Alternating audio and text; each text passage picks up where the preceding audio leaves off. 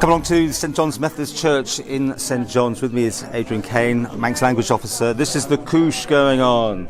It is indeed, yeah, and there's a number of just events been happening over the last few days. Yesterday we had we call it a pop-up Gaelic act. That's just an opportunity for people to meet up with other Manx speakers, just somewhere. We did it in Marks Spencer's in Douglas. Loads of people coming up, just speak Manx in different environments and stuff. And that's what we've got going here. Tables are set up. Well, yeah, just people just coming and speaking Manx, really, which is what it's all about. Different levels. I mean, how does it work? To be honest, everyone's Manx is very good here. But yeah, and people are very good at helping others, supporting others who are sort of on the road to fluency, whatever fluency is. And we had other things. A brilliant at the library in Douglas yesterday.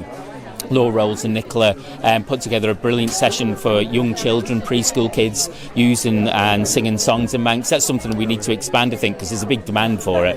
And it's good to tie that in with Mournjavega and the Bunskol as well, I think, getting that progression from preschool and then eventually to bilingual education. And there was a lecture last night and more going on today, yeah. And you've got 2 awards going out here this morning. Yeah, 2 awards.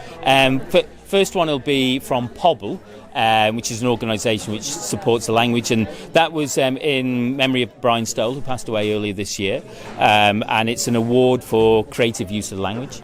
And the other one is just, we can tell you more about the other one in a few minutes, but it's about, supporting the language in particular. And it's nice to do something in memory of Brian, really, and we'll hopefully have, in a few weeks, just about ready to publish his autobiography in Manx, which will be a lovely thing to do, I think, this year. And that is amazing, isn't it? Yeah. And there'll be a demand for that, hopefully. Oh, yeah, there will be. It's amazing. It's not only his story, it's his story of the Isle of Man, story of Manx culture, the language over basically 60 years, to be 65 years. It's a remarkable testament to a remarkable man.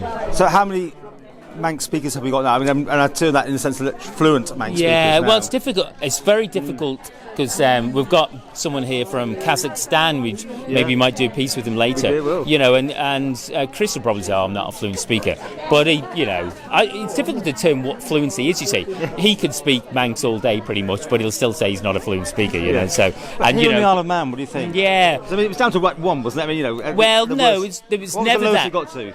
In theory.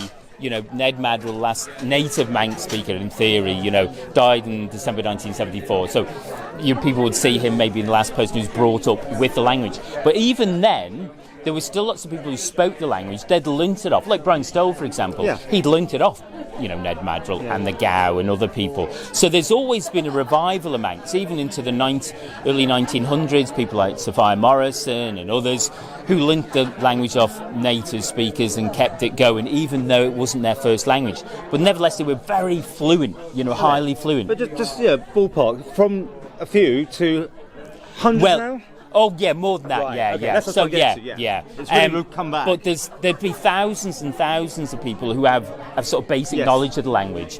I suppose it's our role at Culture Vannin and the community groups to try and then support those who have gone from a few phases to sort of conversation language to be really confident with it, and also never get too worked up on it's difficult to define what fluency is, because there's lots of people here. So I'm not a fluent speaker, and I said, look, we can speak for hours in Manx, so don't. But people flip, don't they? Quite often. Yeah. They think of a word, but they can't think what the Manx word. Yeah, but that doesn't mean they're not fluent. Exactly. That's it. So it's sometimes, I think people should, big themselves up a bit more and say, look, you can speak Manx, really. As always, is it Learn Manx? The LearnManx.com, Culture Vannin, usual stuff on the website and on Facebook.